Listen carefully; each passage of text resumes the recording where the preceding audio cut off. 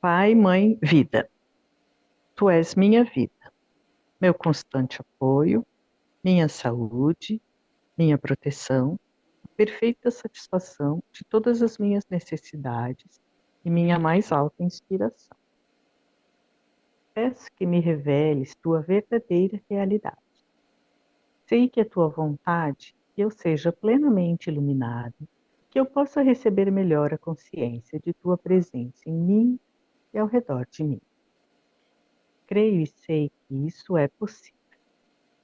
Creio que tu me proteges e me guardas no perfeito amor. Sei que é meu propósito final é te expressar. Quando falo contigo, sei que tu estás perfeitamente receptivo para mim, pois tu és a inteligência amorosa universal que maravilhosamente concebeu este mundo e o tornou visível. Sei que quando te peço para falar comigo, eu envio um raio de luz de consciência para a tua consciência divina e que quando eu escutar, tu entrarás em minha consciência humana e virás cada vez mais perto do meu espírito e meu coração mais e mais receptivos. Eu confio meu ser e minha vida aos teus cuidados.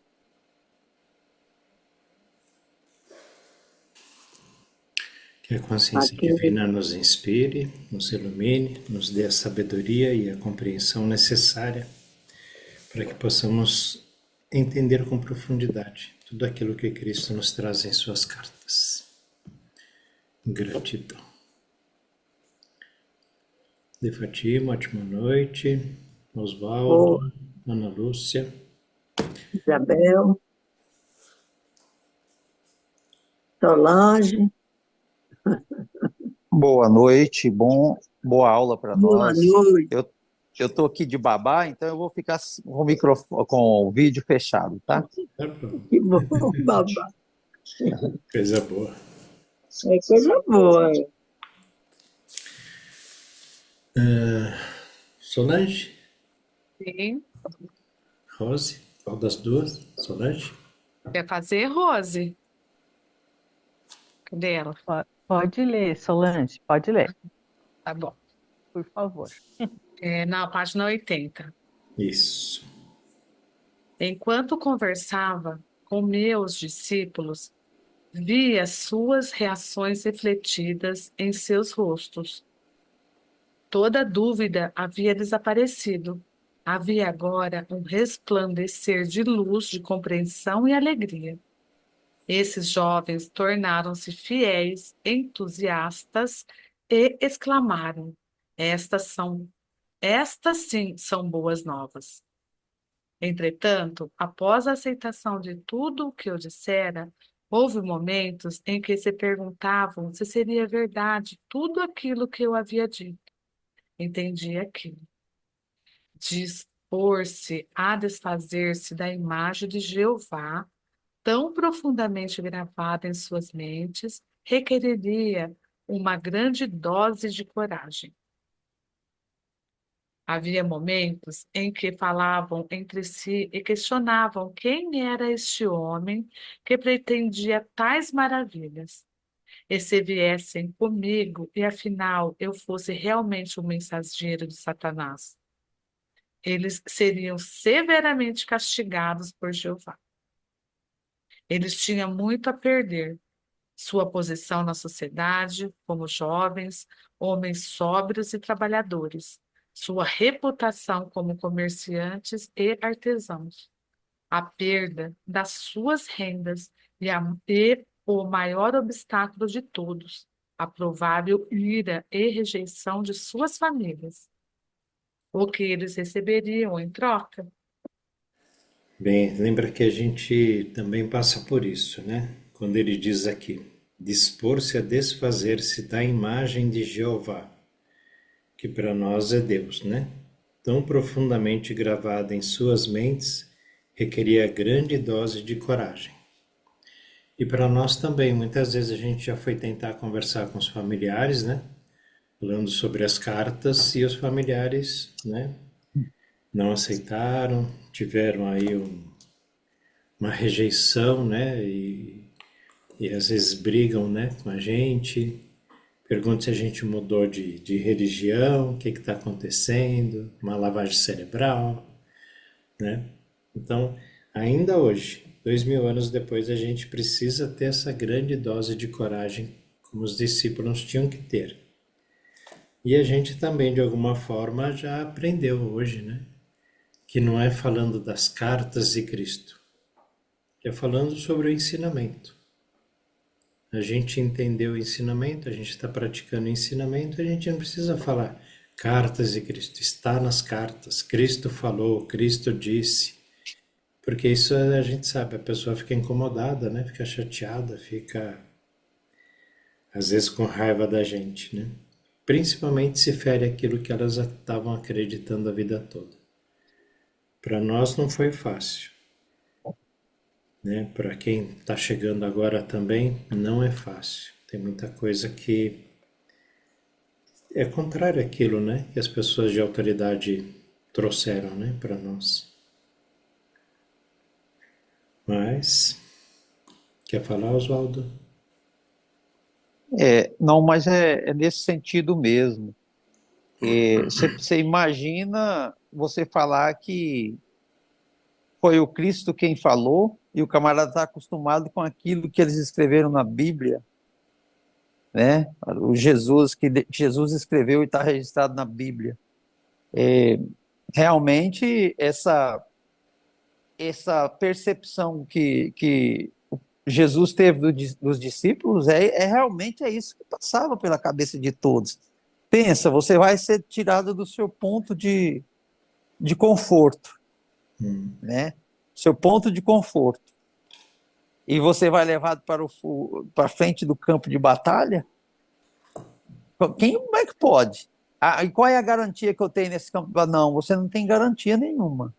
Você vai lá e a garantia é você que vai tirar suas conclusões. Eu não posso falar para você, porque eu não sei qual vai ser a sua garantia. Mas eu digo para você, um estado de ser mais feliz que você vai alcançar com isso. Não, mas, rapaz, aqui eu estou confortável. A gente vê isso hoje, no nosso dia de estudo. Às vezes a pessoa recebe essa mensagem de Cristo assim com alegria muito, muito grande no coração e ele assim, ele compreende, ele entende com uma profundidade, mas na hora que ele descobre que tem que pôr a mochila nas costas e viajar a pé, ele fala, rapaz, você tá maluco, eu tenho meu carro aqui de luxo, como que eu vou fazer uma viagem dessa a pé? Não, mas você tem que ir a pé, não tem jeito. É difícil o caboclo descolar do lugar, não é fácil não, moço. E tem aquela passagem na Bíblia, né? Que o jovem rico, né? Tinha que vender tudo e seguir Jesus. É, é, Ele fala, eu não sei não. Vender tudo, é, né? não é uma decisão fácil, viu? Não é. Porque a riqueza de bens materiais, ela traz muito, assim, pseudos confortos, né? Traz muito conforto para a pessoa, que ele está ali, o que ele quer possuir, ele possui, porque ele tem a grana para comprar. E não, eu quero viajar para tal lugar, eu vou, porque eu tenho como ir. E aí, então, para falar de uma outra felicidade, que ela é subjetiva, ela é assim, uma verdade assim que está para além dos sentidos, rapaz, para o sujeito largar o ponto de conforto e sair para isso aí requer uma dose de coragem, igual o Cristo falou aqui, ó. Requereria uma grande dose de coragem. E isso a gente tem que tirar o chapéu para aqueles rapazes da época. Eles tiveram coragem. Muito mais do que nós hoje, porque aqui ele fala, né? Ia perder eram homens sóbrios, né? Trabalhadores, tinham reputação no comércio, eram artesãos, Iam perder suas rendas e o maior obstáculo de todos, a provável ira e rejeição das suas famílias. das famílias. Tinham Porque muito a a perder, cobrança né? vem, né, moço? A cobrança vem, não tem jeito. É. Você tinha tudo, rapaz, jogou fora. Pensar que há 2000 anos atrás era pequena, todo mundo se conhecia, né? Fazia uma coisa errada, todo mundo ficava sabendo, né? Ah, nossa senhora. Mas é isso, né? Não tem outro caminho, né? É, né? Ou mais hoje ou mais amanhã vai ter que fazer isso, né? Ou como ricaço ou como mendigo. Você vai ter que decidir andar por esse caminho aí. Tem que trilhar. Não adianta ter o mapa na mão e ficar olhando o mapa que não vai conhecer o lugar, né?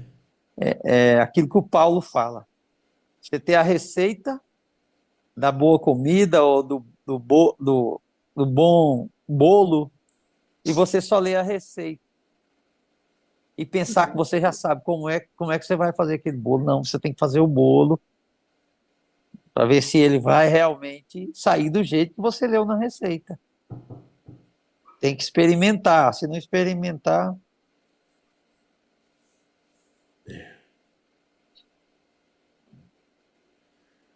Continuamos?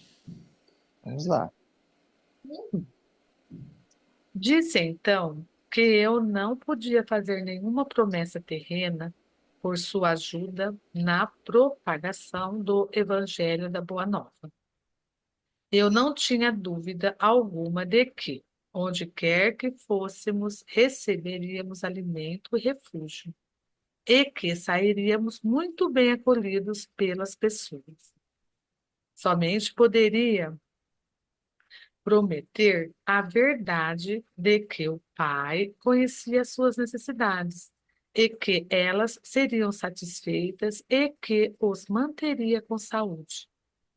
Poderia também prometer que, se eles se voltassem para o Pai e confiassem no Pai a cada passo do caminho, seriam tão felizes como nunca havia sido antes.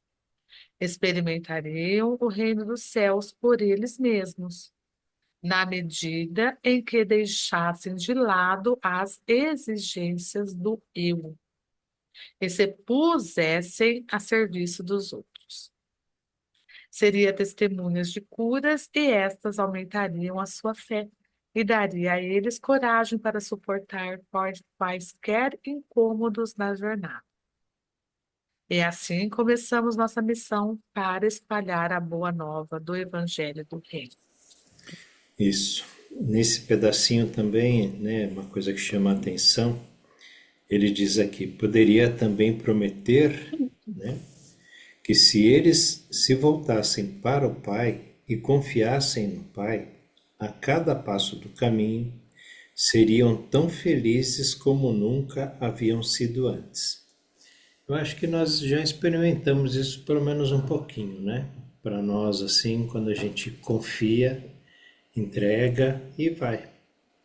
E vê que chegou no bom lugar, vê que a viagem foi boa, foi confortável e foi tudo bem, né? E que o Pai providenciou tudo para nós, né? De uma maneira ou de outra.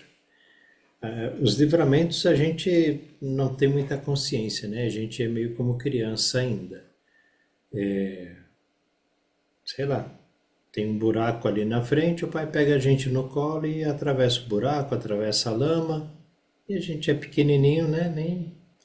Nem sabe o que poderia ter acontecido se a gente pisasse ali na lama. E Pai Mãe Vida está fazendo isso com a gente, né? Pega a gente no colo de vez em quando, aí a gente nem sabe como, porquê, mas livrou de alguma coisa que a gente também não tem ideia.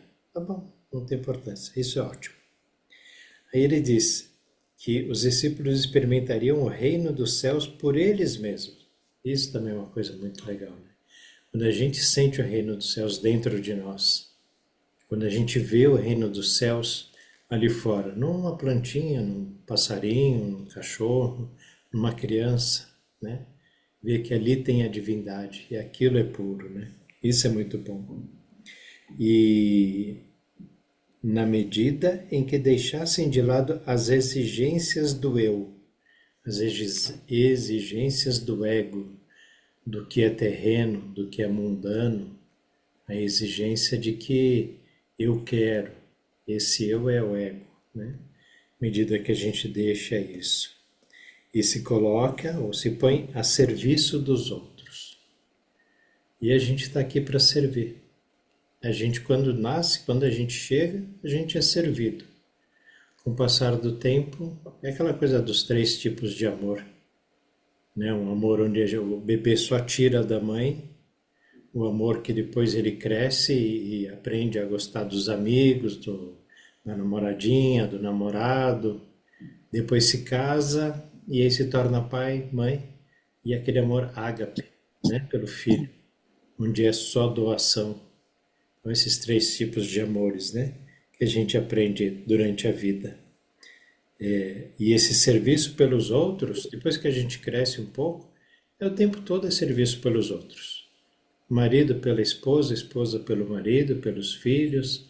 Vai trabalhar na empresa, está a serviço lá do patrão, está a serviço dos colegas, está a serviço dos clientes. A gente veio para servir. Cristo veio para servir, não para ser servido, né? Então a gente aprende e vivencia isso também. Disse que seriam testemunhas das curas e estas aumentariam a sua fé e daria a eles coragem para suportar quaisquer incômodos da jornada. E é verdade, a gente também suporta esses incômodos quando a gente tem essa fé, né? Quando a gente tem essa sensação de que o que está acontecendo não é um castigo, por mais que seja amargo ou desagradável, né? É uma lição. Então a gente suporta bem melhor passar por qualquer tipo de provação, de prova ou de colheita que seja, né? Mas fica tudo mais fácil, fica tudo mais tranquilo de passar, né? É muito bom. E aí ele diz, e assim começamos nossa missão para espalhar a boa nova do Evangelho do Reino. A gente já entrou nesse caminho também. Tenho certeza disso. E você viu que o que ele chama aí de Evangelho do Reino é o novo modo de vida, porque lá eles não tinham nada escrito.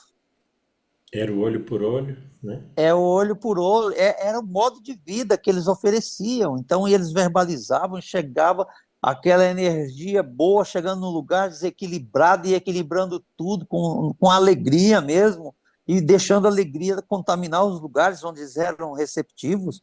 Agora, onde não era receptivo, diz o Cristo o seguinte, ó, saiam, sacuda até as sandálias. Em outras palavras, não carregue nenhum resquício de ressentimento, de qualquer maus-trato que vocês tiveram aí. Deixe tudo lá no lugar e vá embora. Isso é evangelizar. É você vivenciar um modelo novo de vida, que é o que Jesus fez por eles o tempo inteiro, os 3 anos. O tempo inteiro. Foi uma vida intensa de evangelização. E sem nenhuma letra escrita. Não, mas a prática pura, sadia, aquilo que realmente ensina. Que é o que vai lá para o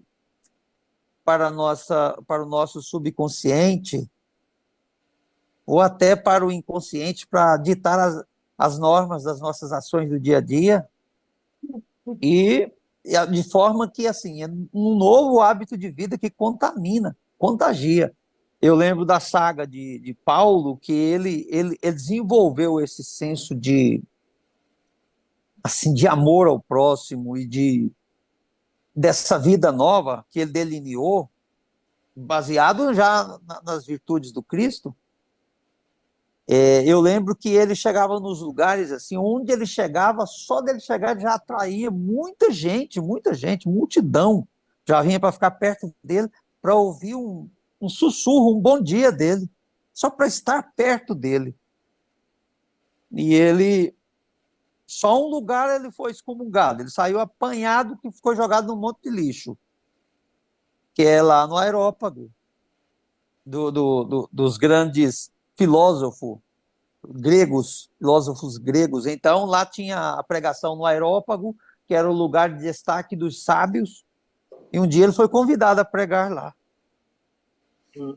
E lá estava o maioral das autoridades. Ele começou a pregar até enquanto ele historiou, que ele deu um passeio na história passada, ele foi aplaudido de pé, inclusive pelo o maioral, a maior autoridade. Mas na hora que ele deixou tudo aquilo de lado e falou do caminho inverso, aí só foi nego saindo, levantando do banco. Daqui a pouco estava todo mundo levantando do banco e todo mundo foi embora. E aí o maioral levantou e deu a mão para ele e falou assim: ó, esperamos você para pregar para nós outro dia. Nunca mais, nunca mais. E depois ele foi esperado no portão da saída da cidade. Tomou uma surra e foi jogado lá no monte de lixo. Por quê? O negócio é traumático, rapaz. Por isso que o Cristo fala da dose de coragem aí, ó. Se o sujeito não for corajoso, se não for bruto, se não for o camarada que tem um senso de violência dentro dele, bem direcionado, ele não vai.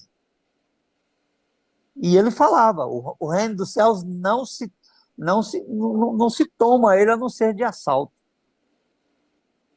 Só através de assalto mesmo. Você tem que ser bruto consigo mesmo.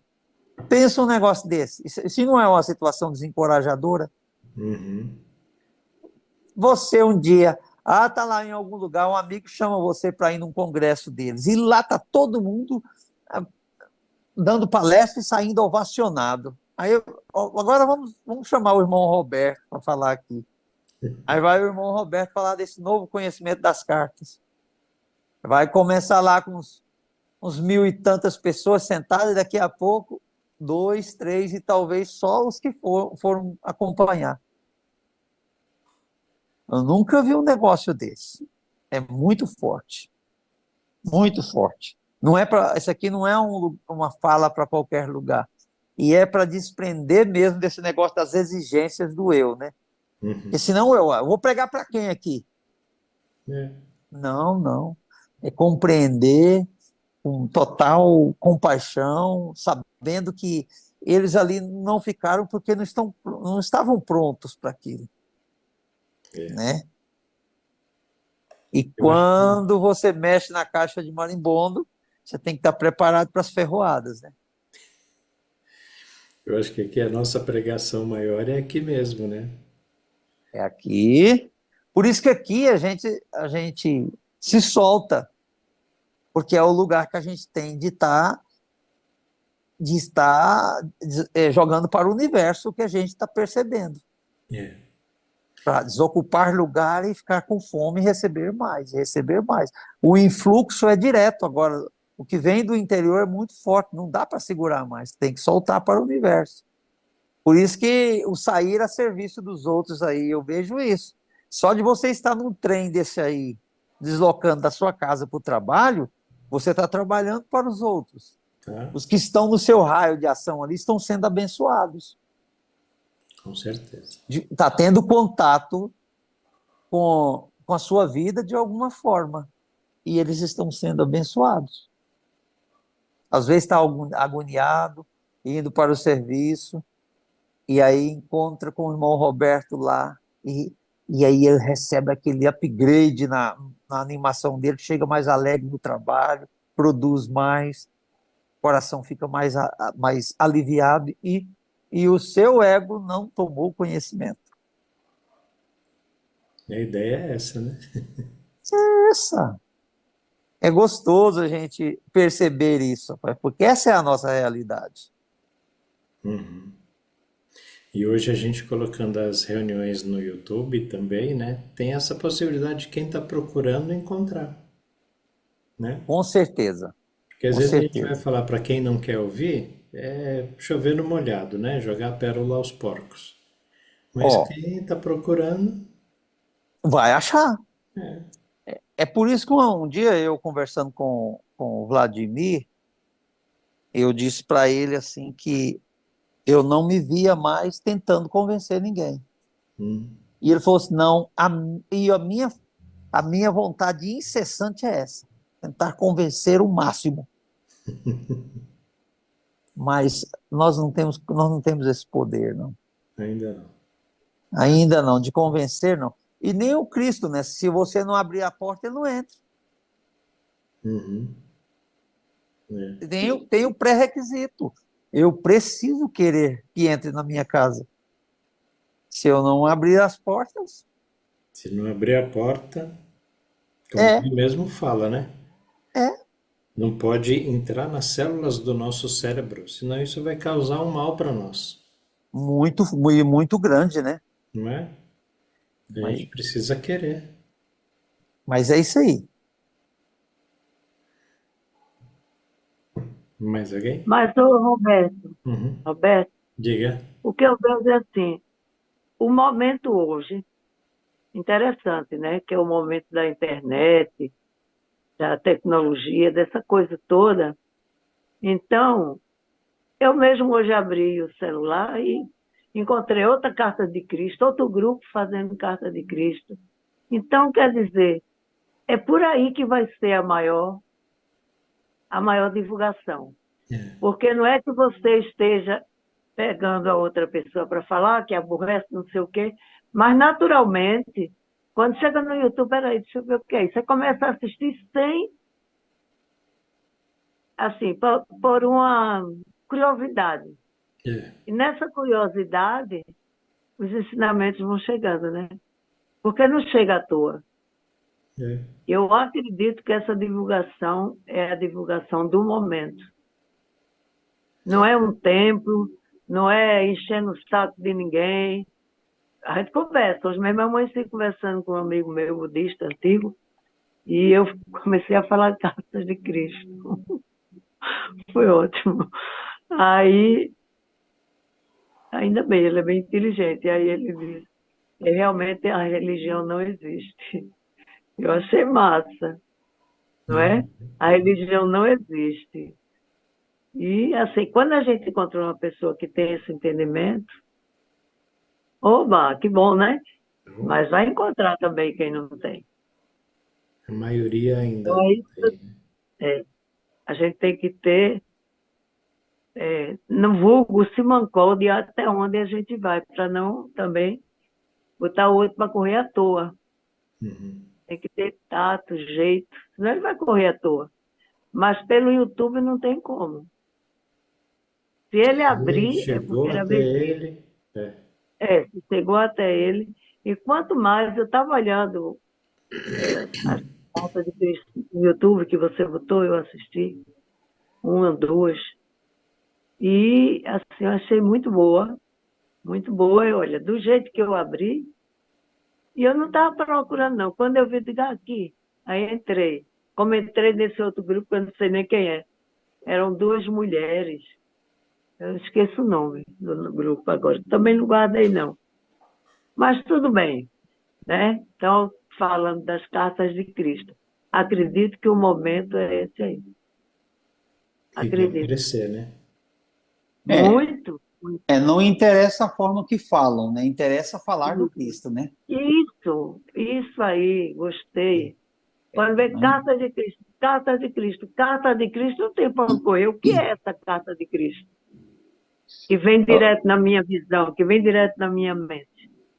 uma coisa assim, me inquietou a mente esses tempos atrás aí, ó, foi quando aconteceu aquele fato assim da Solange ter descontinuado as cartas, né? Ter descontinuado as cartas, que Assim, era um lugar onde as pessoas poderiam adquirir os exemplares de livros, né? Eu acredito que ela tinha um estoque bom, ou ela tem, acho que ela deve ter lá esse estoque ainda, mas ela foi suspendeu a venda de imediato. Ela tem seus motivos, ela não é conforme ela falou no vídeo, mas eu fiquei assim, interiormente, eu fiquei querendo, fiquei assim, sem querer aceitar. Aí eu perguntei à consciência divina, por que daquilo? Uma boa nova dessa e sofrer descontinuidade, por às vezes por uma falta de entendimento, uma coisa. Aí veio a resposta na hora para mim. Nada é por acaso.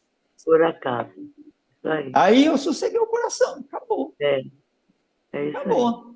Porque aí eu ficava pensando, como é que vai chegar essas cartas? Não se preocupe. Não é, Não não se é, não é preocupe. isso. Ó, descontinuou ali, na hora certa vai vir mais uma leva de publicação para um outro meio. Deixa Veio. os que estão aí tentando explorar da maneira deles, porque passou o negócio aí, os que estão vendendo aí, até a capa tentar imitar, mas não, quando o negócio é assim, não tem jeito. O É, original ninguém, é só da pessoa, só o original.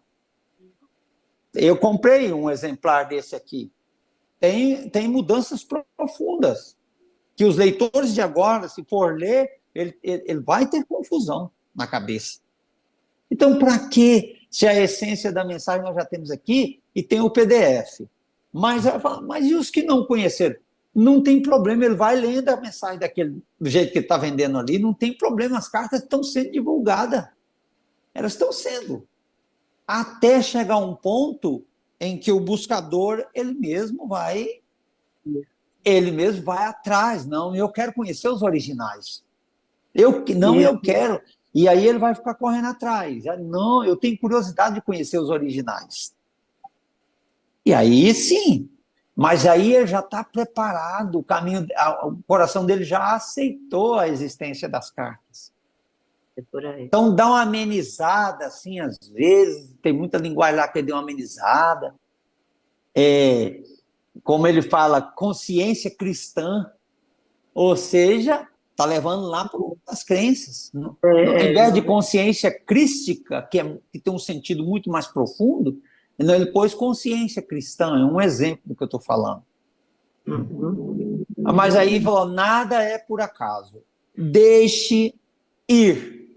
Porque ele falou que nenhuma autoridade religiosa ou qualquer outro tipo de autoridade no mundo teria o poder de mudar a essência das cartas, o teor das cartas. O Cristo fala isso aqui nas cartas, não fala, Roberto? Sim, é. Nenhuma autoridade.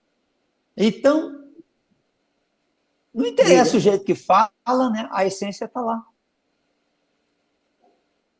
E uma coisa também que ficou muito boa é quando aparece o livro Cartas de Cristo original e abre a palestra. Porque eu vi outras que aparecem diferente. Esse outro grupo não aparece, esse livro original. Entendeu? Então, eu acho que a simbologia do livro é uma coisa muito forte. A simbologia dele é uma coisa muito forte. Porque esse outro que eu vi, tinha duas mulheres, tinha mais outras, mas eles botaram um cenário de fundo, chamando, que não aparecia o livro original. Então, aí tem isso, né? Eu acho que é uma marca, é um símbolo, e o meu pensamento. E vocês podem pensar diferente, eu estou dizendo Não, vocês. mas é isso Porque mesmo. quando eu vi, eu disse, então, olha aqui. Aí já, quando eu vi, era a turma. Era a turma da Casa de Cristo. Eu digo, olha que maravilha. Olha, do jeito que eu vi, muita gente viu. E está vendo. Uhum. Essa iniciativa, eu acho que realmente deve ter sido muito bem inspirada. Com certeza. No momento certo. Não é? O certo podem tentar esconder a verdade, mas o Cristo diz que quanto mais tentar abafar, mais as cartas ganharão a expansão. Mas depois que ela é jogada como é que eu digo, no instrumento desse como o YouTube, ninguém segura mais não mesmo. É Tem muita jeito. gente. segura mais não. Agora vai, vai, vai. Quando a gente vê, eita, pô, já está. Eu acredito. Eu tenho Gratidão. essa convicção e esse sentimento. É o que eu tenho que dizer. Está muito Tudo, legal. tudo está como é preciso estar, né? Como é preciso estar. Tu está no canto certo, né? É, Tudo está no canto certo. Tá certo. Ok, Muito já falei bem. muito. Muito bem. Vamos continuar então? Página 81. Vamos. Enviei à minha frente esses jovens para as cidades que iríamos visitar. Ao chegarem, dizia às pessoas da cidade que se juntassem para escutar a boa nova do reino dos céus. As pessoas ficavam surpresas e queriam saber mais, mas os discípulos pediam que fosse buscar seus amigos e vizinhos. Todos ficariam sabendo do que se tratava quando Jesus chegasse. E também haveria curas de seus doentes. Excitados, muitos corriam para ajudar a difundir a boa nova. E logo estavam reunidos, formando uma grande multidão. Eu, que havia me rebelado apaixonadamente contra as pregações religiosas que ameaçavam os pecadores com violência, castigos e condenações, agora caminhava com alegria para ir ao encontro destas multidões.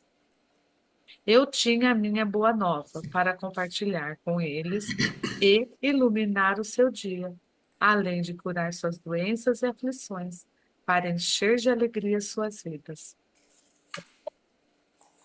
Antes, eu circulava entre as pessoas egoisticamente e com as mãos vazias, aceitando a sua boa vontade e, às vezes, generosidade, com pouca gratidão. Agora, eu vinha com uma abundância de possibilidades vivificantes para todos aqueles que estavam dispostos a ouvir minhas palavras e tomar medidas para melhorar a sua qualidade de vida. Quero que você, que está lendo estas páginas, compreenda plenamente minha posição naquele tempo. Meu estado de consciência depois de minha iluminação no deserto e a pessoa que eu apresentava aos meus conterrâneos como Jesus. Foram feitas tantas conjecturas a meu respeito que devo contar a verdade a vocês.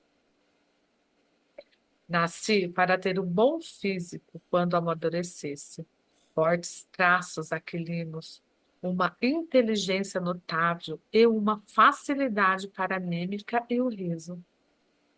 Mas, como muitos de vocês hoje, não cuidei dos meus talentos terrenos.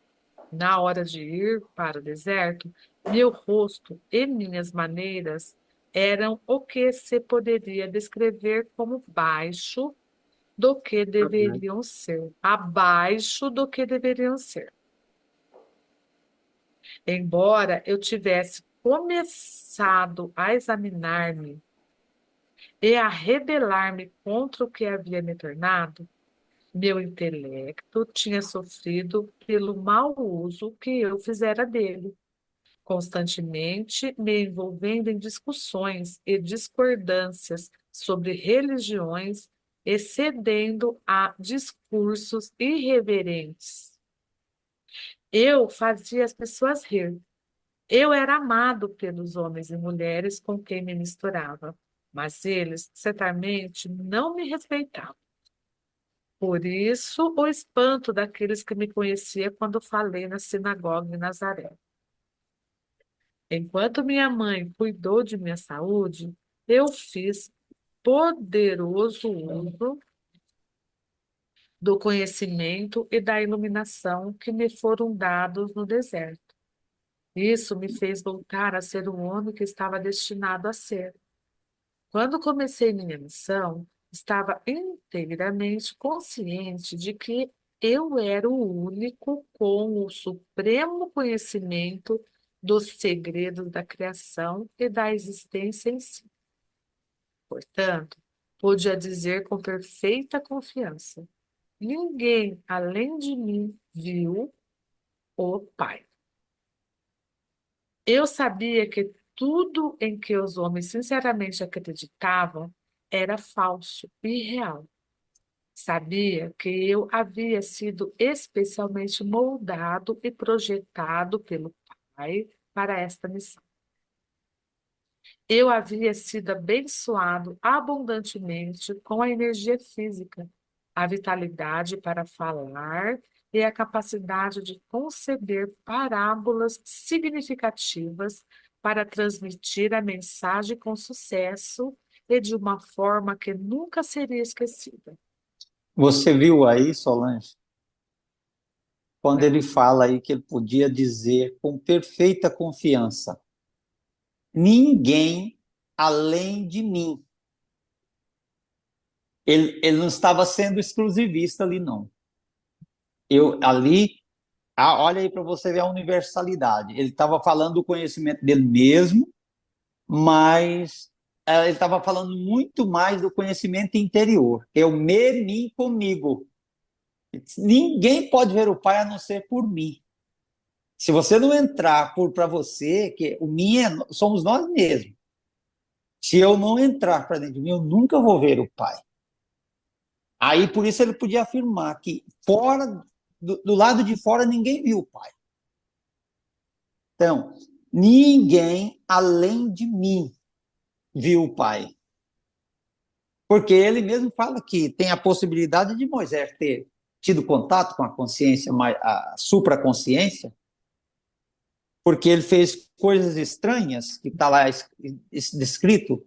Então, o ninguém dele não é exclusivista. Não, mas é exclusivista pelo caminho único de cada um. Ele está falando do caminho único. Ninguém, além de mim, viu o Pai. Ele já tinha visto. Por isso que ele falava, viu. Ninguém, além do seu interior, viu o Pai. Se ele teve contato com o Pai, foi no seu interior. Fora, ele não conseguiu esse contato. Mas Moisés viu Deus lá na sarça ardente. Mas por que ele viu? Porque o Pai, no interior, projetou a sua ação de luz e de energia naquela árvore. A árvore não tinha mácula, então ele podia mostrar para Moisés que ali a luz podia jorrar livremente, sem impedimento. Então, por isso ele viu a sarça ardendo, porque tudo é luz e foi mostrado para ele a luz, por conta da pureza de percepção interior. O Pai que estava mostrando aquilo para ele. Porque na hora de identificar, eu sou o que sou. Então, aqui é a mesma coisa. Ninguém além de mim viu o Pai. Aí, se a gente for olhar e a gente diz, não, só Jesus viu o Pai. Mas não é isso que ele quis dizer. Se você entrar para você mesmo, para o seu interior, você também verá o Pai. Esse é o único caminho de você ter contato com o Pai. Se não for por aí, você não vê o Pai. Nos outros caminhos de fora, vai continuar fora da casa, tendo uma casa bacana, uma mansão cheia de coisas boas, e morando do lado de fora nas calçadas da mansão. E as portas trancadas. E a gente com a chave na mão, sem querer abrir. Não conhece nada que tem lá dentro. É desencorajador entrar numa selva densa, cheia de tudo quanto é peçonhas, né? Então, mas é o caminho, não tem outro. Além desse caminho, ninguém vê o Pai. Eu achei interessante voltar aqui para falar isso aqui, tá? Num filme eu lembro que tem uma passagem budista que fala: se você ver o Buda do outro lado da rua, atropele-o. Atropele-o. Porque não está lá, não é o Buda. Não é lá, não Você é não o vai ver o Buda. Buda em lugar nenhum. Você só pode ver Em lugar ele em nenhum. você. Tá Entendeu? vendo como é que é o negócio? É livrando a gente dessas imaginações, né? As imaginações, quando a gente limpar as nossas câmeras de ver as coisas, nós vamos ver a imagem nítida. E todas as coisas vão ser feitas à nossa imagem e semelhança. Moisés fez da sarça a semelhança dele, porque ele era luz, ele era fogo ardente. E foi o que ele olhou na sarça e é aquilo que ele viu, porque ele era um com a sarça. Então, a gente vai aprofundando nas cartas e a gente vai sabendo como é que as coisas vão desenrolando. É só por mim, mim comigo e te contigo, né, de Isso. Fátima? É. Então Eu não é para gostei fora. demais. Gostei demais dessa sua interpretação. Eu nunca vi uma interpretação dessa. Em relação, Assim, são em percepções que relação ao. saltitam, né? Sim. É, mas essa é maravilhosa. Maravilhosa, né? Vou guardar essa, viu? Obrigada. Obrigado. Por isso que a cada leitura, né, a gente tem um entendimento diferente, né? Porque É, você acabou, eu não muito. estava entendendo, eu estava entendendo de outra maneira. É Agora isso você aí. falando, eu estou entendendo do jeito que você falou. Olha que coisa, né? É, Mas são as a- crenças que ficam que a gente enxerga de outra maneira. Aí você, é, quando, mesmo que aqui a gente esteja nas cartas de Cristo, a gente lê em determinados momentos, mas não chega a esse entendimento que você falou agora. Ele ia passar despercebido, entre aspas, né? Que já fica aquela é, coisa, né? Mas já fica, não tem jeito. Não, já é assim. fica a sementezinha. Isso aqui é que o Cristo fala, que ao longo do caminho vão sendo deixados presentes ou É, sinais que demonstram que ele realmente está com a gente. Então ele tá traduzindo para a gente aos pouquinhos, É. como aquele negócio da parábola do semeador que nós conversamos ontem. Eu nunca tinha tido o entendimento daquilo. E esses dias ele deu o entendimento claro, claro, claro, claro. Ali não é 4 pessoas diferentes que recebeu a mensagem, ou quatro públicos diferentes que recebeu a mensagem. Não, é uma só pessoa recebendo aquilo tudo lá. E aquilo tudo acontecendo com a gente. É incrível. A palavra, por isso que a gente tem que estar atento no espírito. Pela letra só a gente não consegue ver. Tem que estar atento no espírito não existe. da mensagem do Cristo. E por isso é importante, igual essa meditação que é feita no início, nossa, isso aqui é que tem que ser feito. Todos os estudos têm que ter essa meditação para aquietar a mente. A gente tem maior possibilidade de receber, né? O Cristo dá de conta gota para a gente. Hoje eu aprendi isso aqui, ó. Esse trecho aqui. Muito legal, né? Você não pode ter uma mente que está cheia de outra coisa, ela tem que estar vazia para poder ver, né? Exatamente. Também gosto muito da meditação por conta disso, que eu acho que ela abre canais para entendimentos, porque a gente esvazia mesmo. O bom quando a gente esvazia, sei não, vem entendimentos assim, que a gente fica, eita, eu não entendia, estou entendendo, né? Mas é porque limpou a mente. Tem que sempre estar esvaziando, porque E de, toda hora a gente e polui. de primeiro, se viesse um negócio desse assim, mas eu tô ficando maluco. É, Aí, isso aí ia aí. embora, aí ia embora o presente, você não recebia. Aí vinha. Mas isso falar. Aí já dissolvia tudo. Hoje a gente sabe que não é assim. Esse comunicado é importantíssimo. Você precisa receber. Precisa receber. E o Cristo fala: seja o que for que está sendo entregue para você e você seja capaz de receber, receba. Receba. Receba. Não deixa de receber, porque é o presente do momento. Receba e agradeça, né? Receba e agradeça. E agradeça. Isso aí. Maravilha. É muito bom. Continuamos? Além disso, eu compreendi os meus companheiros muito bem, devido à longa associação que tinha com eles. Conhecia suas esperanças mais profundas, seus medos mais desesperados.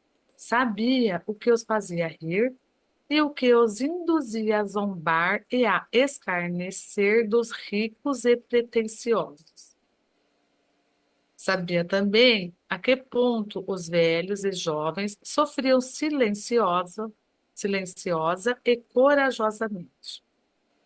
Experimentava profunda compaixão pela população que vivia com medo, suportando o chicote verbal dos fariseus e se inclinando diante das leis fiscais dos romanos.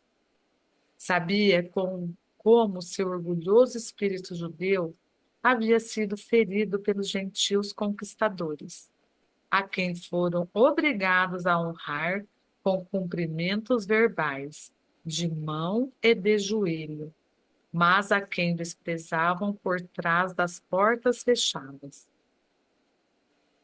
Conhecia e compreendia completamente a vida e o pensamento do povo. Eu já havia pensado os seus pensamentos, sentido os seus ressentimentos, sofrido suas ansiedades em tempos de privações e me sentido impotente nas garras do governo romano. E agora sabia que nada desse sofrimento era realmente necessário. Conhecendo como eu conhecia a realidade da existência, a realidade do Deus universal. Deus universal. Eu podia claramente perceber a insensatez das autoridades judias, que impunham sobre a população uma penosa forma de vida que era completamente errônea e em total contradição com a verdade do ser. Esta situação me causava profunda irritação. Em consequência, sabia que havia sido perfeitamente moldado e afinado para tornar-me instrumento purificado da ação divina na Palestina, dirigido por minha paixão pela verdade e compaixão pelo próximo. Por isso eu me chamei Filho do Homem, porque sabia exatamente o que a humanidade enfrentava em sua vida cotidiana. Além disso, eu tinha plena confiança de que poderia alcançar meu objetivo de levar a verdade às pessoas e assim ser instrumento de mudança na qualidade de suas vidas. Por esse motivo, ainda que eu soubesse desde o início de minha missão que haveria um preço a pagar por tudo o que me propus a fazer, virar de ponta cabeça e pelo avesso o mundo conhecido dos judeus. Estava preparado para enfrentar e passar por isso. Não poderia escapar, porque amava as pessoas com amor do Pai, que fluía do meu coração e ser. Pois o Pai, amor, é a essência do dar, dando-se ele mesmo no ser e existências visíveis, no crescimento, proteção, nutrição, cura e satisfação de todas as necessidades da criação tornada visível. Mais uma vez ele fala aí dos 9 princípios, né? E essa coisa do servir, né? Quando ele diz... ele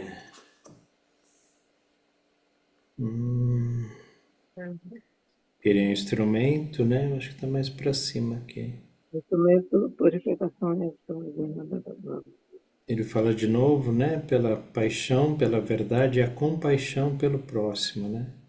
Por isso eu me chamei de Filho do Homem, porque sabia exatamente o que a humanidade enfrentava em sua vida cotidiana. Ele também passou por isso, né?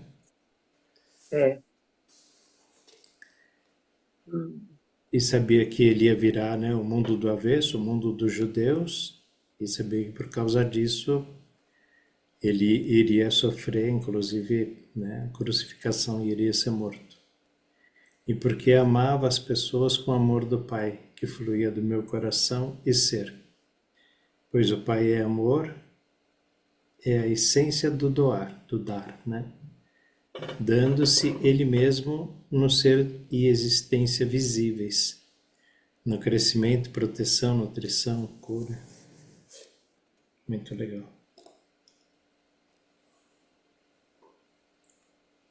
Continuamos? Eu Mais. sabia, eu sabia que era o presente de salvação do Pai para as pessoas, para o mundo, e não como eles supuseram e ensinaram durante séculos, a salvação do castigo imposto aos pecadores, por um Deus irado. Mas, para salvar as pessoas da repetição diária dos mesmos enganos do pensamento errôneo.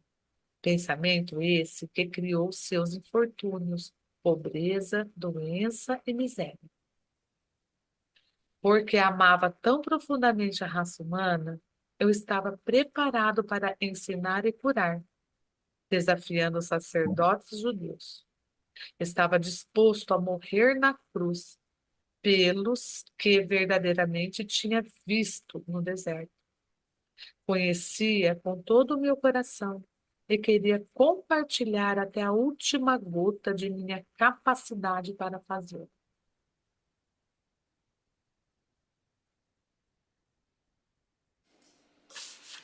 Esta é a verdade sobre a minha crucificação. E todo o resto que você ouviu são suposições humanas decorrentes da prática judaica de oferecer sacrifícios no templo. Eu era um presente do Pai para a humanidade, para ajudá-la a superar sua ignorância das leis da existência e a encontrar o verdadeiro caminho da vida, que conduz à alegria, à abundância e à perfeita plenitude do reino dos céus. Ô, Esta Roberto, essa maneira com que está escrito aqui, isso é para chamar mais atenção, o que ele está falando? Porque tá escrito em negrito, aí vem essa fileirinha assim, né, separando. Esta é a verdade sobre a minha crucificação. Isso tudo é para chamar a atenção. Porque como ele vem trazendo a verdade, né? Essa é a verdade do que ele viveu. Não é a verdade do que Uhum, alguém viu ou está contando, né? Como no o caso contorno. Uhum, dos evangelistas, né? Os discípulos. uhum, E cada um viu com o seu ponto de vista. Mas só o Cristo mesmo para trazer a verdade do que ele passou, do que ele viu. uhum, Mesmo porque ele era o único que podia ver essa verdade, né? Todos os outros uhum. vinham com os olhos ou dos judeus, ou os olhos de um artesão, de um É, comerciante, né? Que não poderia desagradar. Inclusive ele fala, né? Que quando os discípulos é. foram lá levar as verdades dele, distorceram as verdades para ficar uma coisa agradável para os outros ouvirem, né? Uhum, Senão os outros não iriam aceitar aquilo que eles estavam falando. Então eles meio que tinham que remodelar. E aí é. ele diz, né? Todo o resto que você ouviu são suposições humanas. E ele não está falando de um ponto humano, ele está falando de um ponto divino. Essa é a grande diferença entre as cartas e muitos outros livros, né? Às vezes eu até acho engraçado, eu vejo podcast assim, né? Tem a chamada lá, A Verdade sobre o Cristo. E tem um cara que vai falar a verdade sobre o Cristo. Como se eu pudesse Hum. chegar lá e dizer a verdade sobre Maria, ou a verdade da Isabel, a verdade do Oswaldo. Como é que eu posso falar a verdade do Oswaldo? Só o Oswaldo mesmo é que pode falar onde, né, o calo dói. E É, Casos de Cristo é isso. Então, para mim, todo esse pessoal que fala, eu tive uma EQM, né, uma experiência de quase morte, e trouxe a verdade sobre Cristo. Ou um outro que diz, Cristo foi estudar lá com os essênios, Cristo foi morar no Tibete, Cristo fez meditação no Himalaia. Se ele tivesse feito isso, ele poderia falar muito bem, é, né? Aos 12 anos de idade, eu fui estudar com os essênios, fui fazer qualquer outra coisa. Mas ele não fala isso. Ele fala que ele era uma pessoa comum, né? Que ele gostava de se divertir, gostava de bebida, gostava de mulheres, gostava de ficar lá rindo e sendo ocioso, ia trabalhar quando precisava de dinheiro. Mas as pessoas querem enfeitar tanto, né? E uma outra parte que chama muita atenção quando ele diz que fizeram de tudo para provar que ele tinha descendência de Abraão, né, Oswaldo? É isso.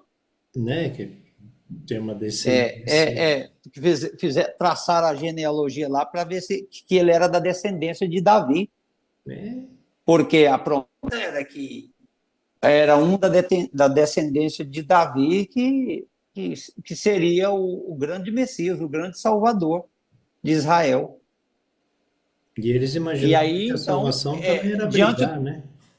Uhum. A salvação era brigar com os romanos, com o imperador, destronar o Porque imperador. era a maneira que eles viam, né? E ainda mais que eles estavam passando pela provação, que o próprio Jesus fala que ele passou parte dela lá e realmente era uma coisa muito ruim, Uhum. as privações, né? uhum, Então, lá eles fizeram de tudo, porque foi na hora de montar os escritos da pregação, foi que os judeus viram que era uma situação sem volta, então eles resolveram uma parte infiltrar lá e se aliar aos cristãos para poder dar um direcionamento de uma forma que não fizesse ruir o Velho Testamento, que não cortasse os vínculos. E foi aí que foi embelezado, como Cristo fala, foi embelezado muitas coisas. As pessoas falam aí de que ele não morreu, que lá na cruz, que ele foi para a Índia, que ele foi não sei para onde, como muitos livros aí, inclusive de pessoas bem iluminadas. Aquele livro que eu falo para vocês do o pai da yoga lá, o Yogananda, ele mesmo é um que afirma isso. Né? Inclusive lá na Índia, o nome dele era Issa. Issa. Mas por quê? Eles não sabiam da vacância que ficou dos 12 aos 30. Eles não conheciam. Essa história ela ficou desconhecida por esses 2000 anos. Porque lá os judeus primitivos esconderam com eles. Eles esconderam com eles, os discípulos. Eles não falou disso para ninguém. E aí eles foram embora e levou para o túmulo. Os evangelistas levou para o túmulo, que eles sabiam direito. As pessoas de Nazaré não tinham voz nenhuma, que é onde ele cresceu, e a rebeldia dele aconteceu com maior intensidade, foi lá. Uhum. Então, lá eles não acreditavam em nada que o povo de Nazaré falava. Lá pode vir alguém que preste daí. Então, lá era o lugar dos excluídos. E de sorte que esse período de vida real mesmo, que o Cristo passou como pessoa comum do povo, ele foi escondido para mostrar esse cordeirinho de olhos azuis, rosto muito bem delineado, muito bem pintado, cabelo cacheado muito bonito, uma barba muito bem feita, uma altura invejada, né? Então, esse aí é o Jesus que está na Bíblia retratado. Muito bonito. A mãe é aquela loira de olhos azuis. Rapaz! Você tem que ver.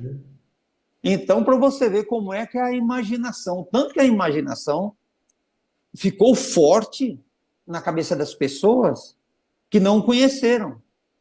Você vê quem melhor esculpiu essas imagens lá foi o Miguel Ângelo. O Miguel Ângelo, ele fez as pinturas deles de Maria e de Jesus, é uma coisa assim que quem não conheceu chega e vê ele na realidade. A imagem dele que ele criou na mente é tão vívida que ele conseguiu esculpir ela e trazer ela para a realidade. Então, eles tentaram fazer uma ligação de todo jeito de Jesus com Davi. Eles foi voltando, fazendo a constelação, fazendo a árvore genealógica, até chegar lá em Davi. Por conta de quem? Do pai, José. Aí uma hora, olha a confusão. Uma hora fala que ele não é filho de José, que ela teve lá a gravidez sem interferência de homem. E então ele era filho do Altíssimo, só do Altíssimo. Então ele lá não era de José e ao mesmo tempo usou José para fazer a genealogia, para ligar ele lá. É confusão, né? Muita confusão. Então, mas aí tudo veio à tona agora com essa história dele aqui, simples, moço. Ele fala aqui e nós imaginamos lá junto com ele, vendo a situação. Pessoa comum do povo. Não, eu sou nascida do homem, filho do homem. A uma hora ele usa o termo filho do homem e filho de mulher. Igual ele fala lá, não há dentre os homens um maior, dentre os filhos de mulher, não há dentre os filhos de mulher um maior do que João Batista. Aí eles falam, porque ele era filho de mulher. E ele não? Não era isso que ele queria dizer. Não era ele. Que ele falava, aqui está quem é maior do que João. O filho do homem. Para eles era o seguinte, a mulher está desprezada. Uhum. E o homem valorizado. Você vê isso em pessoas iluminadas escrevendo isso. O Rodin mesmo ele defende isso aí. E não tem nada a ver isso. Filho do homem ou da mulher as raízes biológicas. Eu sou um homem biológico igual vocês. Do jeito que vocês herdaram os genes dos seus pais, eu herdei do meu pai biológico e da minha mãe. Foi esse que deu origem ao meu ego. A minha alma era antiga, a que habitou esse corpo criado por esse ego. Mas esse ego tinha essa bagagem original dos pais, que é o pai e mãe. No interior habitava a vida, que é a alma, que é o pai, mãe, vida. A alma e a consciência divina que habita a alma. Mas ele tinha as descendências, inclusive da consciência do pai dele vai resolver. A alma rejeitou e ele, pelo grande preparo da alma, ele venceu o ego. Ele voltou ao estado da concepção e ele passou a trabalhar a partir dali. Então, ele passou a partir do estado da concepção. Quando ele voltou lá aos 25 anos, ele voltou ao estado da concepção. Por isso ele renasceu de novo. Ele ressurgiu, a ressurreição está ali.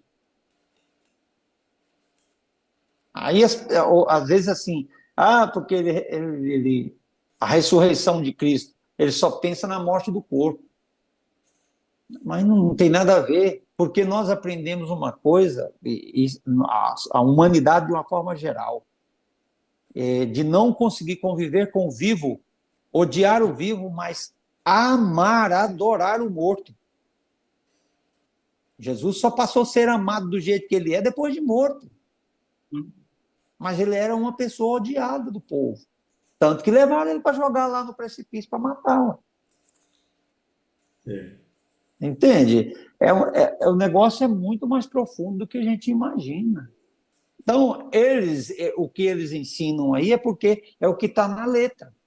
Você pode olhar, o camarada escreve assim um negócio assim, tem uma visão diferente, mas você vai ver, está lá entroncado na Bíblia. Ele não consegue desvencilhar da Bíblia. Ninguém conseguiu desvencilhar da Bíblia. Aqui nós conseguimos, mas não tem outro lugar aí que conseguiu. Por melhor que seja o livro, você vai lá e ele está entroncado na Bíblia. É a base deles, né? A base está lá. Então, isso aqui é novo, moça, é por isso que é difícil da pessoa aceitar. Não é fácil de aceitar, não. O Paulo ainda é mais incisivo nisso. Eles não vão aceitar. Não, isso é a pretensão da minha parte eu falar isso. Eu não posso, jamais vai aceitar. E tem que aceitar. Hoje ou amanhã, na próxima encarnação, na próxima e na próxima. Mas ele tem que aceitar. Essa aqui é a raiz que vai ficar nesse globo. Daqui uns dias desaparece a Bíblia e essa aqui vai ser a Bíblia do cotidiano. Isso aqui, ó. Tenho fé. Eu tenho certeza disso. Por isso que o Cristo fala que em muitos lugares ela vai virar crença, porque ela vai assumir o lugar da Bíblia. Né? Mas é isso. É forte isso aqui, viu? E a Defat me perguntou o negócio, por que está escrito assim, o texto bagunçadinho? A Solange explicou muito bem isso aí.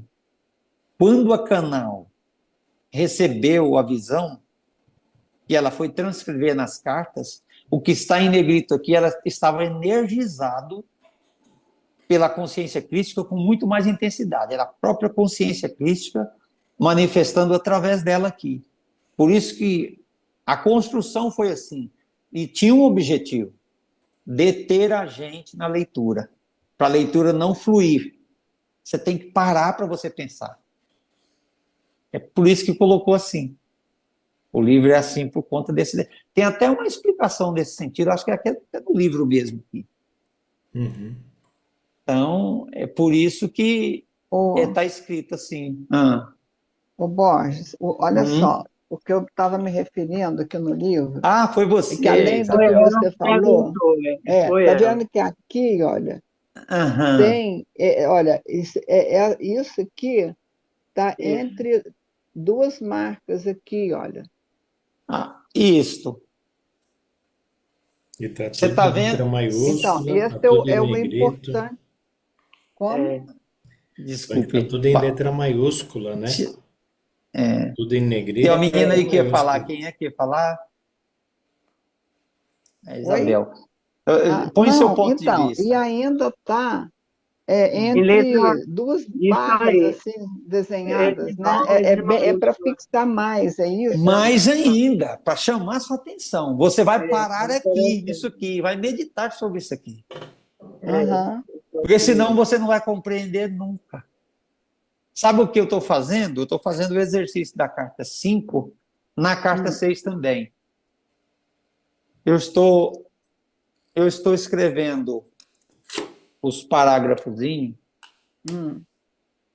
Eu estou escrevendo os parágrafozinhos para poder levar para meditação, aquela meditação que a gente faz no domingo. Sei. Mas eu faço todos os dias. Todo dia eu ponho um fragmento desse no peito, na hora de dormir. Eu já meditei, mas aí eu entro em meditação na hora de dormir, e dali eu já pego no sono. E eu durmo com isso aqui. Eu estou fazendo assim porque foi a única maneira de eu compreender um pouco mais a carta 5. Se não fizer isso aqui, ele fala, você vai continuar lendo, mas você não vai entrar na consciência que precisa de entrar. E para entrar só desse jeito, ele explicou que o caminho é esse. Eu estou fazendo na carta 6 também isso aqui.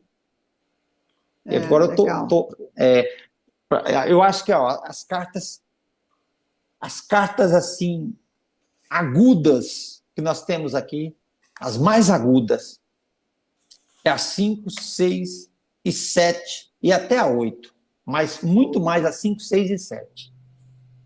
Elas são agudíssimas. Se nós não fizermos assim, a gente não compreende. É. né? Mas isso aqui que você viu aqui, eu também pensei nisso. Você tem que parar, é para você parar mesmo. Ó. Esta é a verdade sobre a minha crucificação. E todo o resto que você ouviu são suposições humanas, decorrentes da prática judaica de oferecer sacrifício no templo. Então, aí é a hora que a gente tem que parar, mas como isso se aplica no meu caso hoje? Hum. Como isso se aplica no meu caso hoje? Ó, uma doutrina que eu achava ela meio que desvencilhada das coisas da Bíblia, ela andou muito mais. Mas você vai ver lá no fundo do fundo, ela está lá enraizada. É a doutrina kardecista, que eu li muito, Você vai ver lá, eles são muito apegados na questão de expiação de karma. Você sabe o que é a expiação de karma? É aquele negócio de Não. você educar o filho, pegar uma vara e falar assim: eu vou te dar umas varadas porque eu te amo, Hum. para você nunca mais fazer isso. Então, vou te dar umas varadas boas porque eu te amo. E dessa ataca. É. O que é isso se isso não é um castigo? Sim. O karma é um outro nome para castigo. Isso, é outra coisa. É outro nome para castigo. E aqui o Cristo ele desmistifica isso na nossa mente. Ninguém vem aqui para isso. Você vem aqui para aprender com as resistências. É claro que tem semeadura que você fez na vida passada que ela vai repercutir agora. Mas é uma lei de causas e efeitos. Normal. Não é para você. Não vem com a intenção de te castigar. Não, ele vem para te devolver aquilo que você semeou e precisa receber o feedback. Feedback. O mensageiro entregou a mensagem e ele estava encarregado de trazer a resposta da mensagem. E esse mensageiro não deu tempo de entregar, ficou de noite, acabou aquela vida, veio a próxima vida, falou: aqui é aquela mensagem que você mandou lá, o resultado dela. Não, mas é sua, está aqui, está endereçado. Aí você tem que engolir. Mas não é castigo. Não é expiação de nada. É aprendizado, são lições importantes. Isso sim. Isso aí entrou melhor no meu coração. Né? Mas eu fiquei... Eu entendi, foi disso aqui, viu, que você falou, Isabel, dos parágrafos bagunçados aqui, dessas florzinhas aqui, entre as florzinhas. Essas florzinhas, ficou bem. E aí ficou em letras garrafais, né?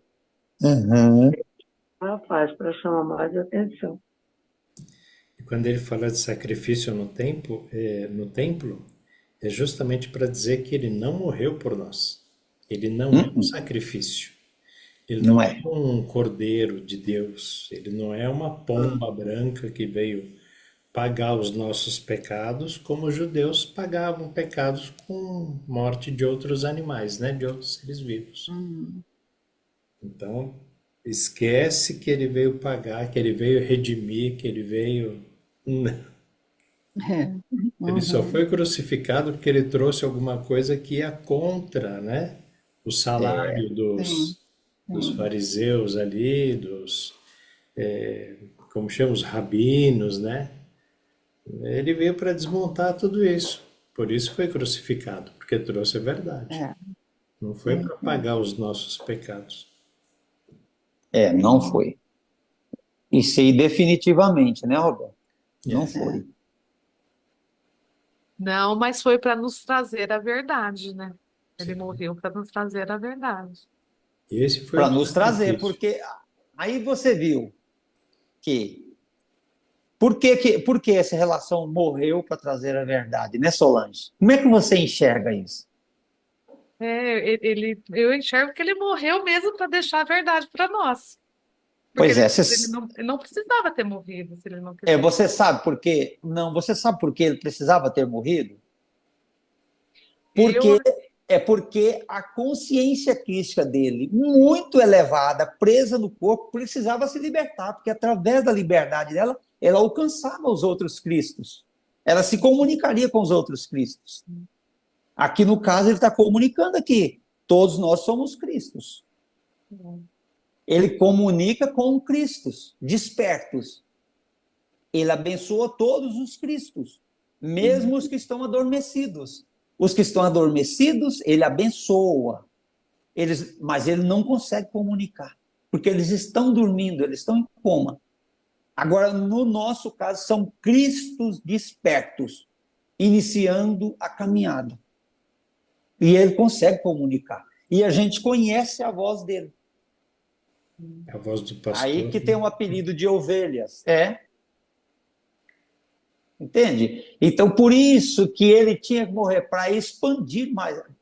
Olha, para você ter uma ideia, passou 40 dias, 50 dias do falecimento dele, 120 pessoas que estavam reunidas em meditação, em oração e meditação, com ele se materializando na visão de muitos que tinham as vibrações mais elevadas, tipo Maria de Magdala, tipo o próprio Tomé. Então ele tinha nas vibrações, ele baixava as frequências e deixava eles ver ele aí, para saber que era ele. 40 dias ele ficou assim, e criou neles esse estado de confiança tão grande, de animação que eles ficaram, que ele foi embora, passou 10 dias que ele foi embora. Quando ele passou 10 dias que ele foi embora, houve o Pentecoste. O que foi o Pentecoste? Pentecoste, na verdade, foi exatamente a expansão de consciência deles e o despertar de uma forma geral. Despertou mesmo para a luz e recebeu um grande influxo do Pai neles mesmos. Então, aquele grande influxo de luz divina fez jorrar por eles. Por isso que eles começaram a falar das novidades que vinha para ele, que o Pai estava falando, e eles falaram que eram línguas estranhas. E de fato era línguas estranhas mesmo, em relação aos que estavam ali, porque eles não compreendiam. Igual você vai falar hoje, eles não compreendem. É línguas estranhas. Então é por isso que ele tinha que morrer, porque se ele na limitação do corpo, ele não podia fazer mais do que ele estava fazendo naquele momento. E a visão deles nele bloqueava o influxo do divino, porque ele estava confiando no homem Jesus. Então era necessário que o homem desaparecesse para que o Cristo tomasse o lugar neles. Para isso aí, sim. Por isso que ele morreu. Isso aí eu concordo. Agora, dizer que Mesmo ele... assim, por amor a nós, né? E para nos deixar a verdade. Né? Isto, para nos trazer a verdade. Sim. Nos trazer, porque hoje ele trouxe para nós, né? Ou seja, lá teve uns que perguntaram, senhor, mostra para nós onde o senhor vai, para a gente procurar o senhor quando a gente passar. Do outro lado, ele falou assim, eu nem lembro qual foi a palavra que ele respondeu. Porque, e mais um outro lugar ele fala, até que vocês estejam reunidos comigo no lugar onde eu vou. É no lugar de consciência. Reunidos em consciência. Acontecendo aqui conosco hoje, nós estamos reunidos com Cristo. E por isso essa visão. Mas não teve sacrifício. Ele foi porque ele sabia que a consciência dele, ela queria trabalhar muito pelos outros, muito mais do que aquilo ali. Mas ela estava limitada pelo corpo, pelos meios de transporte que era precário. Ele andava a pé, era só aquele meiozinho dele ali. Olha o que aconteceu com ele quando ele morreu. Para o globo todo. Onde chamar ele está pronto para atender. E foi através também desse Pentecostes, né, que você falou. Foram O quantas Pentecoste. pessoas? Cento. O Pentecoste foi o despertar espiritual de todos os discípulos. Os Que eram 120 que estavam ali. 120. 120. 120 que estavam ali. Uhum. Todos foram iluminados de início. Receberam iluminação. E por isso eles saíram dali cheios de poderes do Pai. Ó, as pessoas tocavam na sombra dos discípulos e se curavam. Pedro mesmo tocaram na sombra dele. O moribundo tocou na sombra dele e foi curado. Estava na porta do templo, ele e Tiago subindo para pregar. O mendigo pedindo a esmola. Ele disse, olha, dinheiro eu não tenho, não. Mas o que eu tenho eu te dou. Levanta-te e anda. E o aleijado levantou e foi embora. Quando foi que ele recebeu esse poder? Quando ele passou a ter a relação mais próxima com o Pai. Aí o Pai começou a trabalhar por eles. Abriu o canal de trabalho. E se tivesse o Jesus na Terra, ele ia ser só mais um profeta. No tempo ia ficava daquele jeito ali, no fim virava só história. Como os outros viraram história. E ele fala aqui na carta, acho que na 6, né? Foi a minha morte na cruz que me fez percorrer esses 2000 anos sem ser esquecido, né? Sem ser esquecido. Porque Se não poderia fosse ser só daquele mais jeito... um, né? Mais um Isso é só mais ladrão, né? Pense.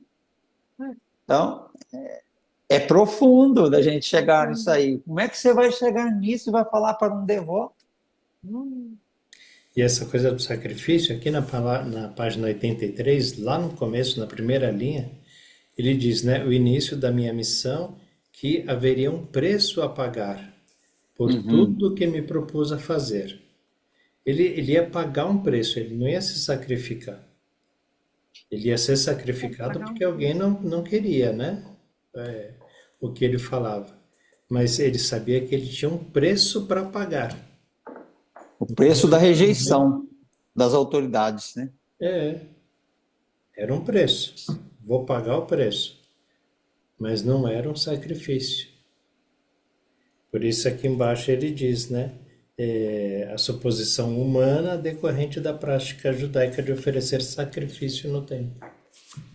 Ele não foi um sacrifício. Uma outra coisa que eu vejo aí, por exemplo, na Igreja Católica, foi do início, porque lá, depois, antes de eu virar evangélico, meus pais eram católicos.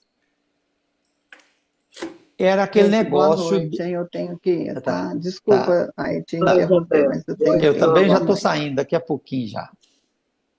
Já está tarde mesmo. Mas é aquele negócio da pomba branca simbolizando o Espírito Santo.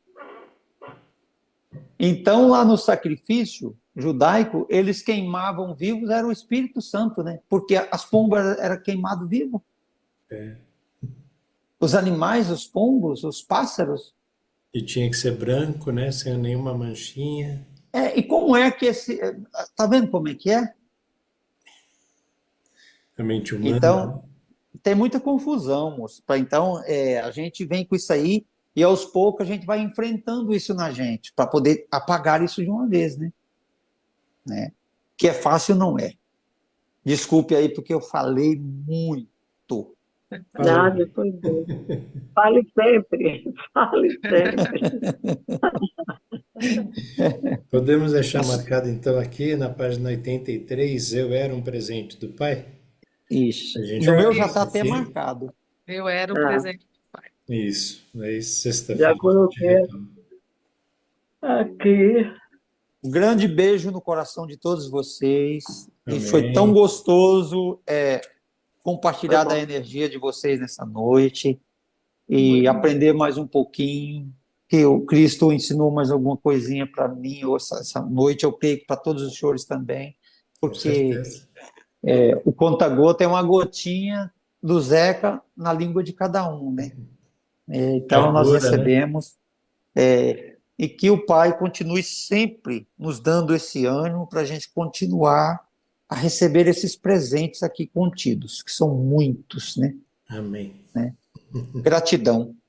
Gratidão. Gratidão, consciência divina. Fiquem na paz. Até amanhã. Até. É. Tchau, gente. Tchau, tchau. Tchau. Tchau.